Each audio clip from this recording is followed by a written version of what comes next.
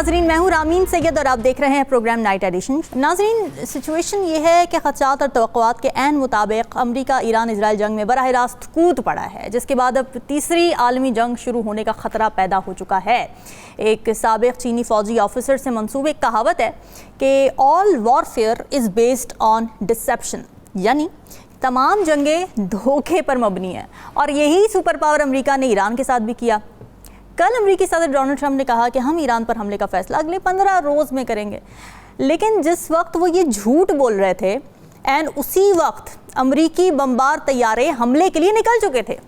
अब ये इंटेलिजेंस को धोखा कहें या फिर मोहब्बत और जंग में सब जायज़ वाला जायज़ था, लेकिन दुनिया का ताकतवर तरीन इंसान ऐसी छोटी हरकत करे तो एक हैरानगी तो होती है। जैसे सोशल मीडिया पर पूरी दुनिया से लोग अपने अपने अल्फाज दे रहे हैं। अमरीका के B-2 बमबार तैयारों ने ईरान की फर्दो, नातंज और इस्फहानी साइट्स पर बंकर बस्टर बमों से हमला कर दिया। फर्दो न्यूक्लियर साइट पर 6 बंकर बस्टर बम मारे, जबकि दूसरी एटमी साइट्स पर 30 टोमाहॉक मिसाइल इस्तेमाल किए गए। नाजरीन, शिकरे जैसे शक्ल का अमरीकी B-2 बमबार तैयारों की ताकत का ये आलम है कि ये 15,000 किलोमीटर तक बग़ैर एयर रिफूलिंग के उड़ान भर सकते हैं। ये जहाज़ अपनी स्टेल्थ टेक्नोलॉजी की बिना पर रडार में आते हैं, ना ही कोई एयर डिफेंस सिस्टम उन्हें डिटेक्ट करके गिरा सकता है। B-2 बमबार तैयारे 40,000 पाउंड का पेलोड लेकर जा सकता है। अब इन हमलों के बाद अमरीकी सदर डोनाल्ड ट्रंप ने कहा कि अब या तो अमन होगा या फिर ईरान के लिए एक सानहा होगा। एटमी प्रोग्राम से पीछे न हटने पर मिस्टर प्रेसिडेंट ने ईरान पर मजीद हमलों की धमकियां भी दे दी हैं। तो जनाब, अमेरिकी सदर डोनाल्ड ट्रंप का तो ये दावा है कि ईरान की फर्दो न्यूक्लियर साइट्स को मुकम्मल तौर पर तबाह कर दिया गया है, मगर ईरान का ये मानना है कि इन हमलों से पहले ही एटमी प्रोग्राम की जो ज़रूरी अशिया थीं उनको वहाँ से निकाला जा चुका था।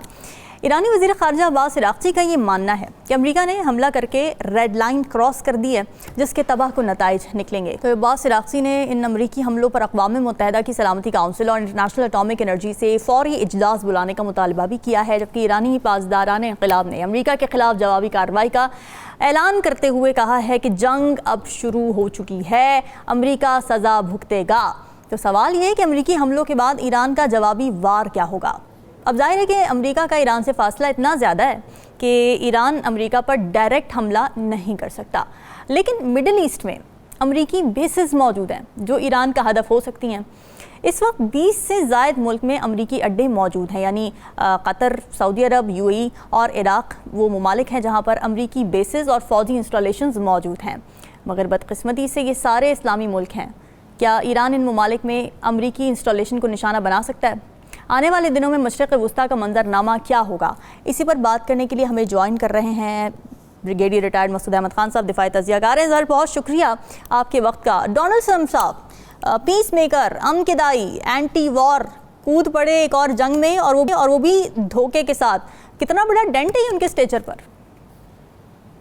देखें जी, जंग में जिस तरह आपने स्टार्ट में कहा कि ये सब कुछ होता है, और देखें इट वाज, आप कह रहे हैं डिसेप्शन थी, एक डाइवर्जनरी टैक्टिक्स आप कह सकते हैं।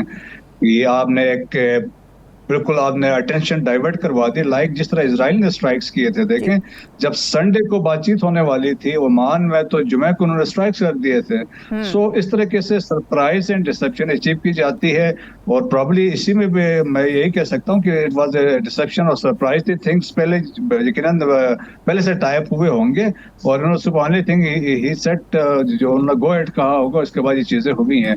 सो मेरे हिसाब से, फौजी के हिसाब से, इट वाज डाइवर्जनरी टैक्टिक्स थी और डिसेप्शन थी।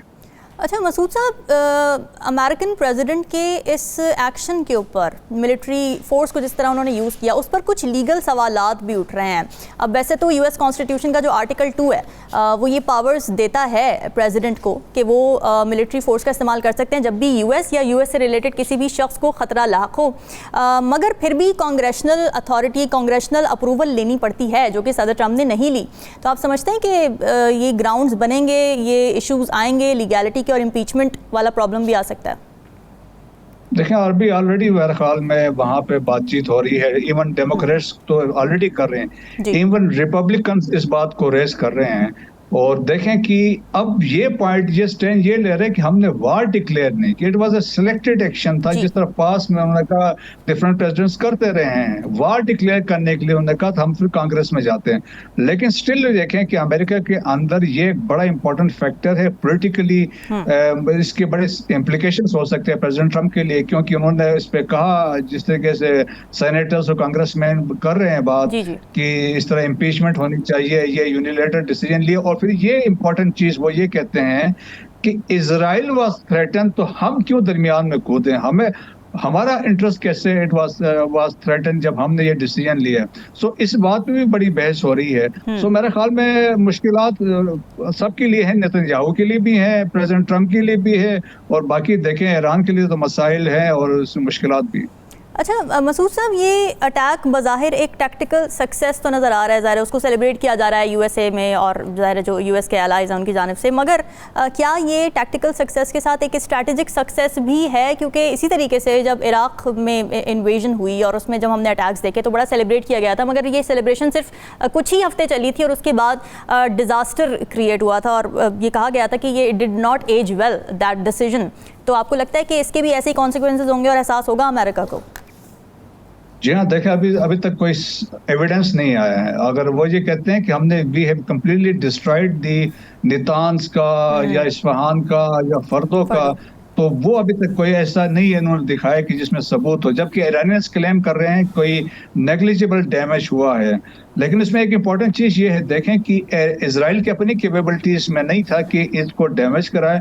जिस तरीके से B-2 जहाज आए थे तो इनमें कैपेबिलिटी थी कि, और देखें नितान्स का था वो 46 मीटर अंडर द ग्राउंड था, जबकि फर्दो वाला 800 metre half a mile under the ground था, वो तो पहाड़ के नीचे था। तो वो उसके लिए बंकर बस्टर चाहिए था। और ये GB-57 इसकी जो पेनिट्रेशन है 200 फीट है, तकरीबन 61 मीटर्स बनते हैं। सो इन्होंने इस तरीके से कहा कि 3 मिनट के अंदर जिस तरीके से अगर एक जहाज कैरी करता है 3, तो वो साइमल्टेनियसली यूज हुए हैं। तो पेनिट्रेशन यकीनन कुछ हुई है, लेकिन इसमें एक इम्पॉर्टेंट डेवलपमेंट जो भी बताई जा रही है कि क्योंकि इंडिकेशन उनको पहले से थी, देयरफॉर वो जो इनरिच्ड यूरेनियम था वो वहां से उन्होंने शिफ्ट कर दिया था, इट वाज रीलोकेटेड। सेकेंडली इसी तरह जो साइंटिस्ट और staff they were also evacuated. So therefore वो कहते हैं इस तरह कोई is that even possible Masood sahab? अगर हम थोड़ा सा लॉजिक के साथ भी इसके ऊपर बात करें, इसके ऊपर रोशनी डालें कि अटैक्स हो रहे हैं ईरान में, ठीक है, न्यूक्लियर तंसीबात को निशाना बनाया जा रहा है, इस दौरान उनके लिए क्या फिजिकली पॉसिबल था कि फर्दों से उठाएं यूरेनियम इनरिच्ड और उठा के किसी और जगह पर ले जाएं? ज़मीनी मूवमेंट हो रही है, साथ में हमले हो रहे हैं, ऊपर से मिसाइल आकर गिर रहे हैं, वाज इट इवन पॉसिबल? नहीं, ये उससे पहले हुआ है। अच्छा। देखिए अटैक तो बाद में हुआ ना, उससे पहले बताए जा रहे हैं। जो सैटेलाइट इमेजेस लोग अभी बात कर रहे हैं उसमें उन्होंने गाड़ियां देखी हैं, ट्रक्स को वहां से फिरदौस से नितान्स से मूव करते हुए। सो इसमें एक व्यू है लोगों का कि इसमें शिफ्टिंग हुई थी, रिलोकेट कर दिया था, और अकॉर्डिंगली देखिए ईरानियंस क्लेम भी कर रहे हैं। तो मेरे ख्याल में इसमें कुछ ना कुछ हो सकती है बातचीत, इसमें लेकिन हकीकत होगी, लेकिन अभी ऑन ग्राउंड एविडेंस तो कोई नहीं है, ना अमेरिका ने दिया है ना ईरान ने। इंटेलिजेंस फेलियर भी हो सकता है अमेरिका का या मोसाद का, क्योंकि अगर ईरान वहां से मूव कर चुका है, जो कि पहले भी स्पेकुलेट किया जा रहा था, तो क्या उनकी इंटेलिजेंस CIA मोसाद उन्होंने नहीं खबर दी होगी इस बात की? देखें ये एक विन विन सिचुएशन के लिए हो सकता है, ये पहले से कोई इस तरह इंफॉर्मेशन भी हो इस तरीके से होने वाले हैं, तो this possibility can not be rule out, ये भी हो सकता है। सो अभी अनलेस आप एविडेंस प्रोड्यूस करेंगे तो वन कैन रियलाइज, जिस तरह के पाकिस्तान एयरफोर्स ने DGISPR ने जब क्लेम किया हमने इतने जहाज गिराए हैं, तो हमने सबूत पब्लिक को, इंटरनेशनल कम्युनिटी को दिखाए हैं। तो यहाँ भी यही तवक्को है। अमेरिकन कर रहे हैं कि वो they are assessing the damage, जो है डैमेज असेसमेंट कर रहे हैं, इसके बाद वो इन्फॉर्म कर देंगे। तो लेट्स होप कि उससे पता चलेगा क्या होगा। और अगर ये असेसमेंट आ जाती है, जैसे कि दावे कर रहा है अमेरिकन मीडिया भी, अमेरिकन गवर्नमेंट भी, कि जी हमने तो सारे न्यूक्लियर जो साइट्स थी उनकी तबाह कर दी हैं, अब यूरेनियम वहाँ पर बचा ही नहीं है, तो फिर is this an end to the war? नहीं, वो नहीं है। देखें कि एक तो एनरिचमेंट के लिए बैंड नहीं होगी, 5 मैक्सिमम 5 साल रिकॉयल होगा, इसके बाद दोबारा ये they can start with the activity. तो उसमें तो कोई मसला नहीं है, वो एनपीटी से भी निकल सकते हैं। और वो है, अभी देखिए जिस तरह खबरें आ रही हैं, जिस तरह जो रशियन फॉर्मर प्राइम मिनिस्टर हैं दिमित्री मेदोव, तो उन्होंने कहा कि दुनिया में बहुत सारे ममालिक हैं, they are ready to provide और give nuclear weapons to Iran.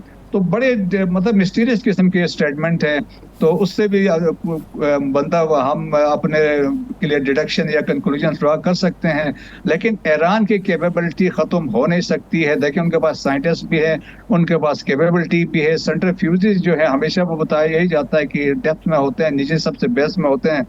असल में अगर वो डैमेज हो जाए तो आपकी इन्रिचमेंट नहीं हो सकती है। सो ये दो बेसिकली, ये तीनों ये थे, ये बड़े मेजर थे। बट स्टिल जिस तरह देखें, इंटरनेशनल एटॉमिक एनर्जी जो एजेंसी, एटॉमिक एजेंसी, उन्होंने ये कहा था कि there are three additional site they discovered, जो जब अभी वहां पे गए थे मॉनिटर करने के लिए, जिसमें यूरेनियम एनरिचमेंट हुई है। So there is a possibility कि और भी साइट्स हो सकती हैं।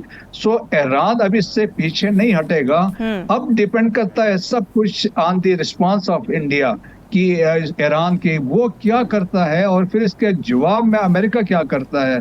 तो दैट इज वो $1 मिलियन क्वेश्चन। आपको अभी हाल ही में या अभी नियर फ्यूचर में क्या आपको सिफारतकारी के दरवाजे दोबारा खुलते हुए नजर आ रहे हैं? क्योंकि डोनाल्ड ट्रंप ने तो बजाय दुनिया तो ये कह रही है कि जी अब सिफारती दरवाजे तो आपने बंद कर दिए हैं by waging a war against them, और उस सिफारतकारी में भी क्या होगा? क्योंकि जो मसला था डोनाल्ड ट्रंप को वो यही था कि ये जो डील हुई थी बाराक ओबामा की जानिब से, जो डील की गई थी ईरान के साथ, उसमें एक तो टाइम लिमिट थी अफजोदगी के लिए, और अफजोदगी के लिए भी एक लिमिटेड क्वांटिटी के बारे में बात हुई थी, मगर उसके बाद क्या होगा वो नहीं था। तो वो ज़ाहिर एक डील तो करना चाह रहे थे लोग, मगर अब आपको लग रहा है कि सिफारती महाज दोबारा खुलेगा? ये महाज खुलेगा, लेकिन उससे पहले सब कुछ डिपेंड्स ऑन द रिस्पांस, जो ईरान कहाँ पे स्ट्राइक करता है। क्या वो बेसिस पे जाता है? बेसिस देखें कि इंपॉर्टेंट है, they are located inside Arab countries. कहीं भी देर 18 बेसिस हैं। अगर कुवैत में जाता है, कतर में जाता है, बहरीन में, सीरिया में, जॉर्डन में, सऊदी अरब में, ओमान में, तो उसके क्या इम्प्लीकेशन होंगे। एक ये, अगर देखें कोई एक मिसाइल मिस फायर हो जाता है, कहीं पब्लिक प्लेसेस में जाके गिरता है, तो फिर देखें कि वो अरब कंट्री भी इसमें ट्रैक होगा, फिर वो भी इसमें इन होगा। फिर देखें कि एक और ऑप्शन पे बातचीत हो रही है, प्रॉक्सीज भी ये यूज कर सकते हैं, उनके पास कैपेबिलिटी है। तो देखें अभी खतीब हिजबुल्लाह है, इराक के अंदर है, 10,000 प्लस स्ट्रेंथ है। सो उनको भी एक्टिवेट कर सकते हैं। कासिम सुलेमानी के केस में देखें, जब उनको असैसिनेट किया तो ईरान ने उस वक्त अमेरिकन बेसिस पे स्ट्राइक्स किए थे जो इराक के अंदर थे। सो ये पॉसिबिलिटी इराक में अभी भी स्ट्राइक्स होने के हम रूल आउट नहीं कर सकते हैं। सो वो इम्पोर्टेंट है। और स्ट्रेट ऑफ हार्मुज के अभी देखिए बहुत सीरियस उसके इम्प्लीकेशंस होंगे। नॉट ओनली मैं इसी पर आने वाली थी इसी को आप प्लीज कंटिन्यू कीजिएगा कि ग्लोबल इकोनॉमी पर खासतौर से अगर एशिया की भी बात करें, क्योंकि हम तो एशिया में रहते हैं ना, हमारा कंसर्न यहाँ पर ज़्यादा है कि हमारे ऊपर क्या असरात आने वाले इस चीज़ के। स्ट्रेट ऑफ हार्मुज अगर बंद हो जाता है, 20% ऑफ द क्रूड एक्सपोर्ट जो कि ज़्यादातर गल्फ ममालिक करते हैं वो उसी के थ्रू करते हैं, तो ये तो बहुत ज़्यादा प्रॉब्लम्स क्रिएट हो सकती हैं।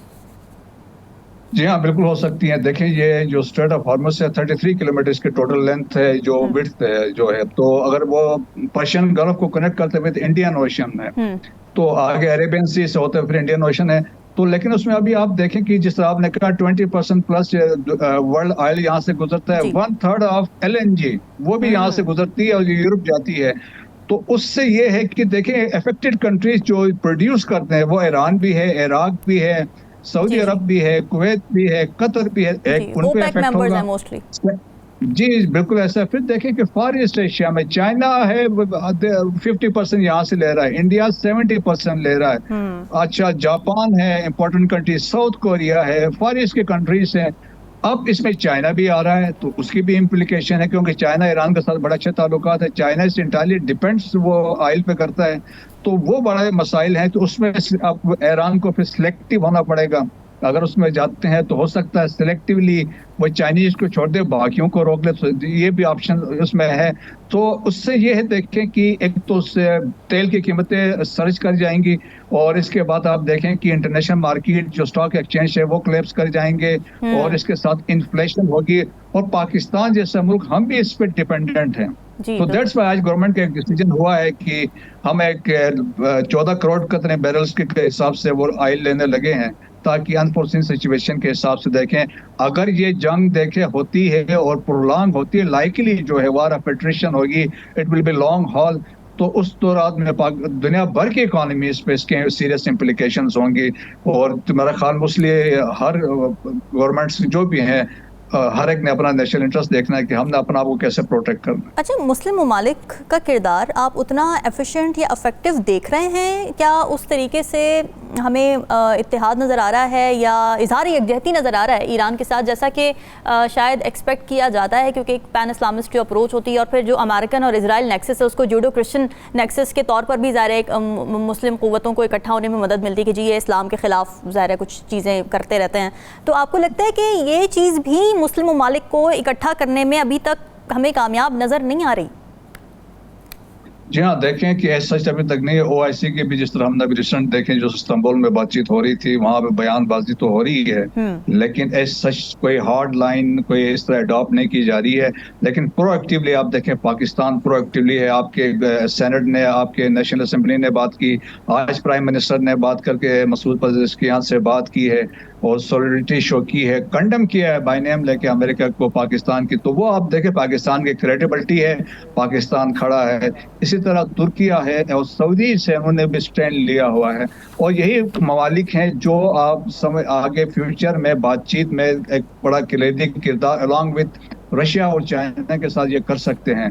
तो मेरा ख्याल में बाकी मुस्लिम ममालिक से OIC देखें, जिस तरह यूनाइटेड नेशन सिक्योरिटी काउंसिल की कोई वक़्त नहीं है, बस सिंबॉलिक है। सो OIC भी सिंबॉलिक एक ऑर्गेनाइजेशन है।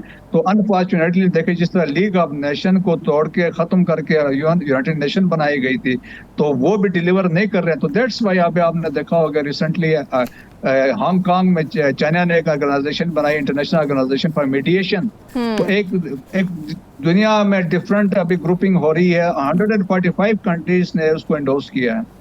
सो डिफरेंट चेंजेस दुनिया में आ रही हैं। अनफॉर्चुनेटली यूनाइटेड नेशन तो टोटली हैज फेल्ड। ठीक है, बहुत शुक्रिया। ब्रिगेडियर जनरल मसूद अहमद खान साहब हमारे साथ मौजूद है और उनकी जानिब से यही कहा जा रहा था कि मुस्लिम ममालिक को हमें इकट्ठे होते नज़र नहीं आ रहे, क्योंकि ज़ाहिर अपने अपने मफादात की बात है। मगर अमेरिका की जानिब से जो एक सेलेक्टिव वॉर ज़ाहिर है कि इंगेजमेंट की गई है, उसके ऊपर इंटरनल प्रेशर भी है अमेरिका को, और पूरी दुनिया भी इसके ऊपर बात कर रही है, क्योंकि स्ट्रेट ऑफ हॉर्मुज़ जिस पे से 20% ऑफ द वर्ल्ड्स क्रूड गुजरता है, एक्सपोर्ट होता है, उसकी वजह से ग्लोबल इकॉनमी को बहुत ज़्यादा खतरात होने वाले हैं। वापस आएंगे एक ब्रेक के बाद, स्टे विद अस।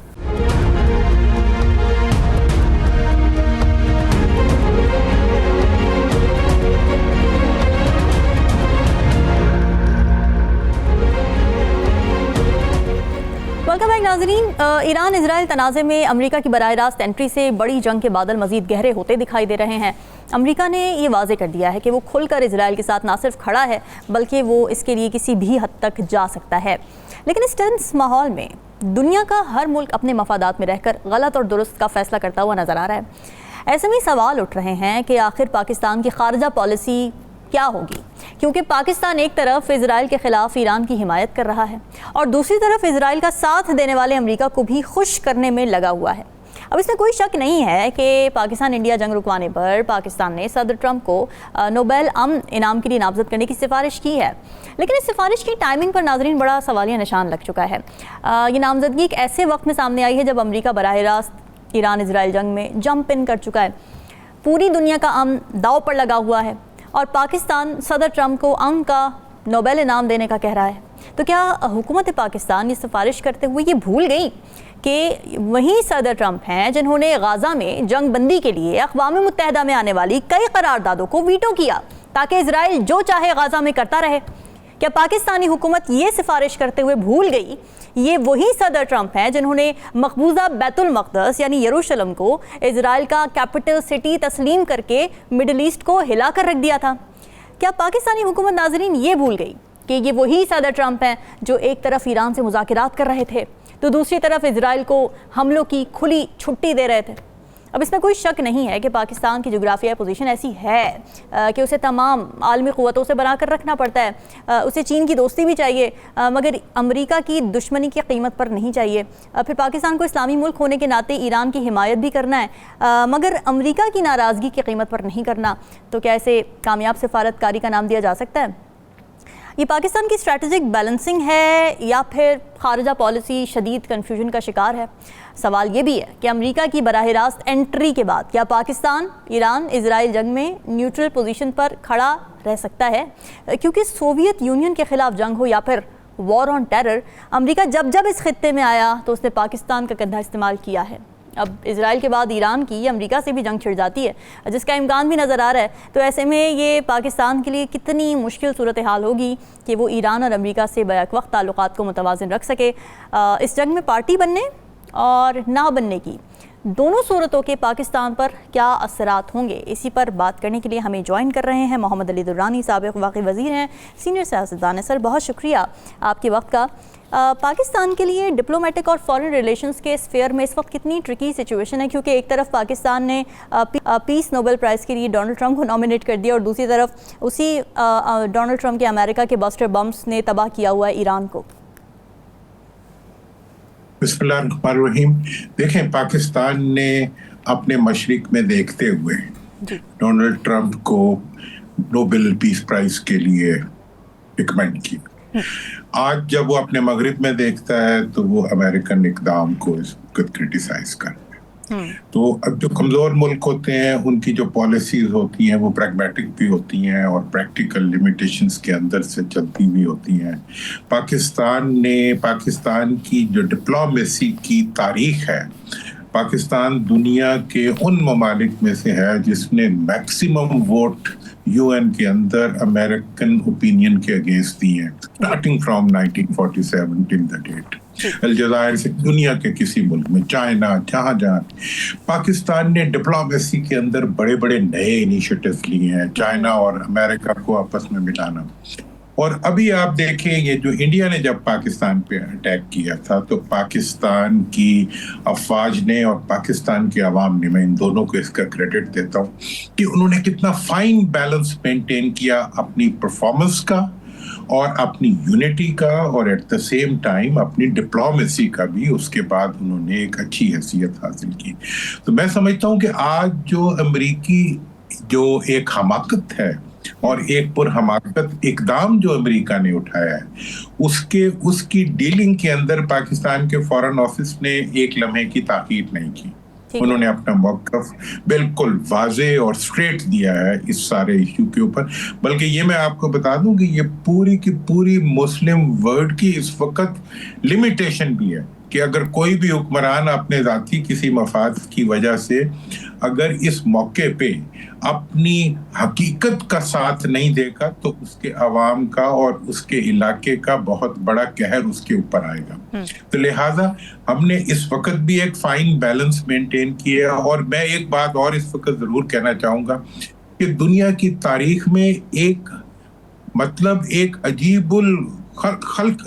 अजीब किस्म की जो है हमाकत पे मबनी नैरेटिव के ऊपर कि दो नारे जो आज से 45 साल पहले लगाए गए थे, मरकबर अमेरिका और मरकबर इजराइल, उसको एविडेंस बना के अमेरिका जो है वो ईरान पर हमले का फैसला करता है और इसके अलावा कोई जांच नहीं है जो वो लगा सके अमेरिकन प्रेसिडेंट ईरान के ऊपर कि उन्होंने क्या बुरा किया कि जी हम मरकबर अमेरिका कहते। भाई नारे तो अमेरिका में क्या क्या लगते हैं, तुम्हारे बारे में क्या लगते रहे और आप उनके बारे में क्या कहते रहे।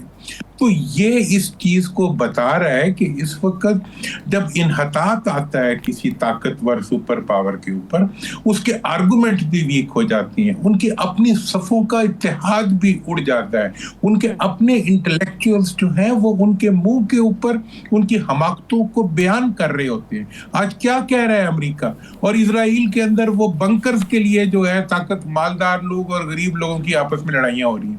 तो अब ये जो सारी सिचुएशन आज बनी हुई है वो दुनिया को ये बता रही है कि दुनिया में सरमायादारों की जो एक हुक्मरानी थी और पैसे के लिए पैसे को जो हुक्मरानी का हक दे दिया गया था पैसे को, जो दौलत को, जो जुल्म का हक दे दिया गया था, शायद अब उसका मयाद जो है वो अपने खात्मे की तरफ बढ़ रही है, और उसके उसके उसके जो मुतवल्ली हैं या उसके जो ओनर्स हैं वो अब अपने आर्गुमेंट्स को, अपने इकदामात को डिफेंड नहीं कर पा रहे अपने सामने भी और अपनी कौम के सामने।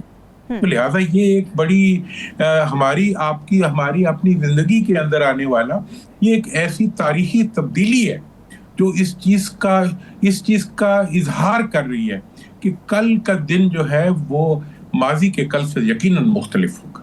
ठीक है, लेकिन दुरानी साहब, पाकिस्तान के लिए कितना मुश्किल है, वही मैं बात दोबारा आपसे इसलिए कर रही हूँ क्योंकि हमें नज़र तो आ रहा है, हमें पता है कि हमें मॉरली किसको सपोर्ट करना है, लेकिन ज़ाहिर एक प्रैग्मेटिज्म की आपने बात की। अब प्रैग्मेटिक अप्रोच के साथ तो फिर मुस्लिम ममालिक भी हमें इकट्ठे नज़र नहीं आ रहे क्योंकि उनके भी अपने अपने मफादात हैं। तो फिर ये आइडियोलॉजी अब कहीं साइड पर चली गई है कि तमाम मुस्लिम ममालिक इकट्ठे हैं, एक पेज पर हैं, पैन इस्लामिस्ट आइडियोलॉजी क्या अब दूसरी तरफ जा चुकी है, ख़त्म हो चुकी है? देखिए, मैं तो इसके बारे में जी पिछले कोई 35-40 साल से जब से होश संभाली है एक ही बात कह रहा हूँ कि इस वक्त भी और उस वक्त भी इस वक्त पूरी मुस्लिम वर्ल्ड के अंदर एक डायकॉटमी पाई जाती है। एक तरफ अवाम है, मिडिल क्लासेस हैं, दूसरी तरफ अशराफिया है और इलेक्टेबल्स और फ्यूडल्स हैं। हमारा जो इलेक्टेबल है, हमारे हुक्मरान जो हैं, हमारी हुक्मरानी का हक रखने वाले जो हुक्मरान हैं मुस्लिम ममालिक के, उनके तमाम इंटरेस्ट इस वक्त वेस्ट के अंदर रेस्ट किए हुए, उनकी प्रॉपर्टीज बाहर हैं, उनके बच्चे बाहर हैं, उनके तमाम फाइनेंशियल इंटरेस्ट जो हैं वो मगरिब की तरफ हैं, और जो तारीख है वो मशरिक की तरफ जा रही है। बाब सदी अब मशरिक की शुरू हो चुकी है, जायदादें मगरिब में पड़ी हुई है। ये डायकॉटमी जो है इसने हमारे हुक्मरानों के ज़हन फेल कर दिए, इसलिए उनका जो सारे का सारा सोच और उनकी जो सारी की सारी इंटेलेक्ट है वो इस वक्त उनके मफाद और उनके कौम और मुल्क के मफाद के दरमियान फंस चुकी है। आप ये देखें कि जब भी आपने अभी इंडिया से मुकाबला किया, ये मुकाबला किसने किया है? ये पाकिस्तान की अफवाज ने किया और पाकिस्तान की अवाम ने किया। हमारे हुक्मरानों का दिल तो मगरिब में था, वो तो बहुत से प्रॉब्लम्स उनको नजर आ रहे थे अपने लिए, वो तो उसके दौरान ही अपने मुल्क से बाहर भाग जाने की कोशिश कर रहे थे। लिहाजा ये जो इस वक्त का कॉन्फ्लिक्ट ऑफ इंटरेस्ट है पब्लिक का, और ये पूरी मुस्लिम वर्ल्ड में यही इशू है। आप उधर भी चले, मिडिल ईस्ट जो है वो पूरे का पूरा जो है वो इस वक्त एक ऐसे रोलर कोस्टर में पड़ चुका है जिसमें अवाम एक तरफ भाग रहे हैं और हुक्मरान दूसरी तरफ। ये बहुत इंपॉर्टेंट पॉइंट है दुरानी साहब, इसको प्लीज एलैबोरेट कीजिएगा कि हमारे इंडिविजुअल लेवल पर अगर पाकिस्तान की सिर्फ बात कर ली जाए, मिडिल ईस्ट की बात कर रहे थे, लेकिन पाकिस्तान की अगर बात कर ली जाए तो इंडिविजुअल लेवल पर बहुत ज़्यादा हेट के सेंटिमेंट्स पाए जाते हैं, मगर ये चीज़ रिफ्लेक्ट नहीं करती हमारे गवर्नमेंट लेवल पर, स्टेट लेवल पर, क्योंकि मफादात हैं, ज़ाहिर है, इकोनॉमी है, ट्रेड है। हमारे की पूरी असल में ट्रेड भी नहीं है, एक्सप्लॉयटेशन ऑफ ट्रेड है। हम ट्रेड कहाँ कर रहे हैं? हम तो प्रोडक्शन को अपनी रोक के बैठे हुए हैं। हम तो चीनी बाहर भेजते हैं और चीनी वापस मंगवाते हैं, इतनी हमारा बिजनेस है। हम तो अवाम के मफादात को बेच के अपने जाती मफादात खरीदते हैं। हम तो अवाम की गुर्बत और अवाम की जेबें काट के उसमें से अपने लिए मनफियत निकालते हैं। हम तो फाइन्स की अमाउंट बढ़ा के जो है हम अपने लिए उसमें से हम तनख्वाहें जो है वो अपनी 1000% बढ़ाते हैं तो उनकी 2% बढ़ाते हैं अवाम की। तो इसलिए हमारा और अवाम का अब सिर्फ और सिर्फ इस चीज की जंग है कि हम चाहते हैं कि इन अवाम को इतना मुजमहिल कर दिया जाए, इन्हें इतना कमजोर कर दिया जाए, इतना गरीब कर दिया जाए कि ये सांस भी ना ले सकें और आवाज भी ना निकाल सकें। यही हो रहा है। मैं पाकिस्तान की तारीख, सियासी तारीख का तालिब इल्म हूं। मैं आपको बता रहा हूं कि मैंने पाकिस्तान की जमहूरियत की तारीख देखी है कि जब तक मशरकी पाकिस्तान हमारे साथ था वो लोग गरीब थे, वो जमहूरी थे, वो पाकिस्तान के अंदर जमहूरियत चाहते थे। हमारे वडेरे और हमारे वडेरों के जो अलाइज थे, जिन्हें कोई एस्टैब्लिशमेंट कहता है, कोई ब्यूरोक्रेसी कहता है, कोई कुछ कहता है, वो सब के सब जो है उनके खिलाफ पिच्ड थे। उन्होंने आइन नहीं बनने दिया जब तक मशरकी पाकिस्तान को धक्के देके अपने से जुदा नहीं कर लिया, क्योंकि वो किसी गैर जमहूरी निजाम के साथ चलने के लिए तैयार नहीं थे। आज भी यही हाल है। अब फिर जो है अवाम जो है वो चाहते हैं कि पाकिस्तान में उनकी मर्जी की हुक्मरानी हो, अवाम चाहते हैं कि यहाँ लोकल बॉडीज हो, अवाम चाहते हैं कि यहाँ फेयर एंड फ्री इलेक्शंस हो, हम चाहते हैं कि हमारी हुक्मरानी यकीनी हो, बाय हुक और क्रुक हम इक्तदार में आए, बाय हुक और क्रुक हम इक्तदार में रहें, और इक्तदार जो है वो हमारी लूट मार और हमारी गैर मुल्की ताल्लुकात और गैर मुल्कों में मौजूद हमारे कॉम्प्रोमाइजेस का रास्ता। तो ये जो सारी सूरत हाल है, इसने हमें हमारी जैसी ताकतवर कौम, जिसने सुई तो ना इन्होंने बनाने दी, हमने बम बना लिया, ये वो कौम है जिसने के भारत जैसे एक दहशतगर्द और मजहबी जनूनी के मुकाबले के अंदर पाकिस्तान की एक मुफलिस कौम और एक गरीब फौज ने खड़े होकर उनको नाकों चने चबवा दिए। अब हम इस वक्त ये कैफियत है कि पाकिस्तान मशरिक का गेटवे बन चुका है। आज मशरिक की जो सदी शुरू हो रही है उसके दरवाजे पे पाकिस्तान मौजूद है, और इस वक्त जो चाइना है और दीगर ममालिक जो हैं वो पाकिस्तान के अवाम की रिस्पेक्ट करते हैं। मेरे पास वहां से लोग आए हैं, मैं ईरानी एम्बेसडर से मिला, मैं जब हम चाइनीज से मिलते हैं उनका ग्रुप आया हुआ था, उन्होंने कहा जी हमें समझ नहीं आती कि आपका इतना पोटेंशियल है तो आपका एजुकेशन, आपकी प्रोडक्टिविटी, आपकी इकोनॉमिक डेवलपमेंट क्यों नहीं होती। मैंने हमारी इसलिए नहीं होती कि हमारे हुक्मरानों के पैसे बाहर हैं, हम गरीब। हाँ, और दूसरा ही कि बड़ी अच्छी बात की आपने भी, और मैं भी इस चीज़ को आगे बढ़ाऊंगी कि आवाम को रेटरिक पर लगा दिया होता है, एक पॉपुलिस्ट नैरेटिव बना लिया जाता है और उसी को बार बार दोहरा के उनके सेंटिमेंट्स के ऊपर पोलिटिसाइज किया जाता है और अपना वोट बैंक भरा जाता है। अच्छा, पाकिस्तान की बात तो हो गई एक तरफ दुरानी साहब, अब थोड़े पोलिटिकल बात करते हैं अमेरिकन साइड पर। आप भी ज़ाहिर सियासतदान हैं, डोनाल्ड ट्रंप भी सियासतदान है। एक सियासतदान टीवी पर आकर ये कहता है कि 15 दिन का मैंने वक्त दे दिया है ईरान को और उस दौरान हम देखते हैं क्या होता है और फिर उसके बाद अटैक किया जाएगा, लेकिन अटैक अगले दिन हो जाता है। क्या ये सूट करता है एक सियासतदान को? आप कहेंगे ये प्रैग्मेटिक अप्रोच है, होना चाहिए था, हो सकता है? देखिए, अमेरिका ने जो हकीकत में डोनाल्ड ट्रंप ने जो ईरान के ऊपर बम मारे, वो उसने ईरान से पहले जो है अपनी कांग्रेस पे बम मारे जी। उसने ईरान से पहले जो है यूनाइटेड नेशंस की बिल्डिंग पे बॉम्ब मारा है। उसने ईरान से पहले जो है पूरी दुनिया के अमन के ऊपर बम मारा है। मतलब ये है कि अमेरिका जो जमहूरी मुल्क है उसका हुक्मरान जो फैसला कर रहा है वो फैसला कर रहा है जिसका उसके पास अख्तियार नहीं है। वो इकदाम उठा रहा है जिसके नतीजे में 70 साल से कायम जैसा कैसा भी दुनिया के अंदर एक पब्लिक और एक मुल्कों के दरमियान बैलेंस बनाने वाला एक यूनाइटेड नेशंस को की इमारत को उसने गिराया।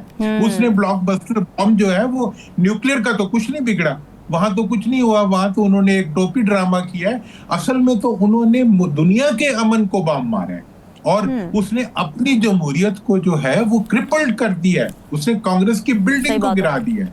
अब ऐसी सूरत हाल में जो कुछ ट्रंप साहब ने किया है उसका उनके पास क्या जवाब हो सकता है और क्या जवाब हो सकता है कि जी मरकबर अमेरिका कहा था इसके वो कहते थे ना, एक वो शेर और भेड़िया करा था तो उसने कहा पानी को, वो बकरी खड़ी थी, उसने कहा तुम पानी क्यों कर रहे हो, उसने कहा जी पानी तो आपकी तरफ से आ रहा है मेरी तरफ। तो अमेरिका उसका भी ट्रंप का भी है कि इसके परदादा ने नारा लगाया था मरकबर अमेरिका, तो इसलिए जो है ये लॉजिक है इसमें मामला करूँ लाहौल बना। मतलब क्या कोई Sen argument can be of this nature? क्या और वो मुल्क जी अमेरिका जिसके अंदर दानिश है। दुरानी साहब, आपको लगता है कि इसके बहुत ग्रेव कॉन्सिक्वेंसेस हो सकते हैं डोनाल्ड ट्रंप की अपने सियासी करियर पर? क्योंकि वही बात है कि बर्नी सैंडर्स की मैं स्टेटमेंट देख रही थी, वो कह रहे थे कि जी ये इकदाम अनकॉन्स्टिट्यूशनल है। इसके अलावा यूएस कांग्रेस वुमेन है अलेक्जेंडर कासियो, उनकी जानिब से भी कहा गया कि ये डिसीजन ग्राउंड क्रिएट करेगा ट्रंप की इम्पीचमेंट के लिए।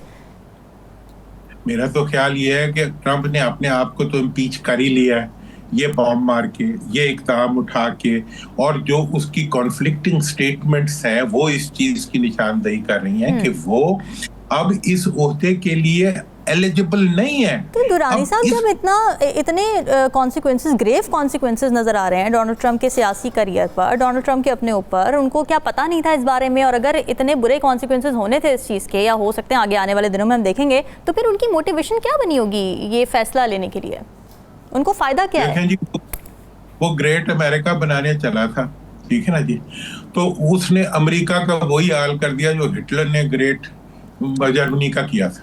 मतलब ये है कि जिस तरीके से वो अमेरिका को ग्रेट बनाने के लिए चला है, जिस तरह जिन ताजरों को लेके, जिन पैसा बनाने वाली मशीनों को लेके वो चला था, वही अब उसके साथ नहीं रहे। मतलब ये है कि इस तरीके से अगर आप कॉन्फ्लिक्टिंग पॉलिसीज के साथ, आप एंटी ह्यूमन पॉलिसीज के साथ, आप ह्यूमैनिटेरियन जो तमाम वैल्यूज हैं उनको डिमोलिश करते हुए, आप दुनिया के अमन के साथ मजाक करते हुए जब चलेंगे, तो फिर आप कार्टून बनेंगे, आप हुक्मरान तो नहीं रहेंगे।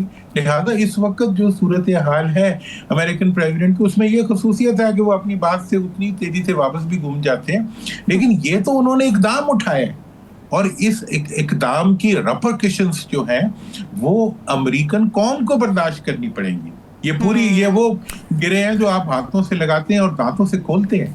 मतलब ये कोई आसान काम है कि आप किसी कौम के ऊपर बगैर किसी एविडेंस के, और वो एविडेंस आप मुझे तो बताएं, न्यूक्लियर वॉर का एक जितने भी इदारे हैं न्यूक्लियर के, वो ये कहते हैं कि आप जब किसी रिएक्टर के ऊपर बॉम्ब मारते हैं, दैट इज लाइक आप कोई एटम बॉम्ब फेंक रहे हैं। आप एक सुपर पावर है, आपको एजाज हासिल है, पहला एटम बम भी आपने फेंका था और अब की आखिरी एटम बम भी आपने फेंकने की कोशिश की है। ये तो अलग बात है कि वहां न्यूक्लियर फिसाइल मटेरियल नहीं है या है, ये तो अलग बात है, बट व्हाट यू डिड बहुत बुरे इसके कॉन्सिक्वेंसेस हो सकते थे, ह्यूमैनिटेरियन क्राइसिस इससे पैदा हो सकता था। बहुत शुक्रिया, मोहम्मद अली दुरानी साहब हमारे साथ मौजूद थे। बड़ी इंपॉर्टेंट बातें उन्होंने एक तो ये बोला कि जिस तरीके से डोनाल्ड ट्रंप ने फैसला किया है, उन्होंने अपनी इम्पीचमेंट का ग्राउंड खुद बना लिया है और नेतन्याहू को उन्होंने असल में डिफैक्टो प्रेसिडेंट बना दिया यूएसए का। साथ ही उनकी जानिब से भी कहा गया कि मुस्लिम ममालिक अब थोड़े प्रैग्मेटिक पॉलिसी अपना रहे हैं। तो देखते हैं आने वाले दिनों में क्या होता है। प्रोग्राम से अब तक के लिए इतना ही, मुझे दीजिए इजाज़त, अल्लाह हाफ़िज़।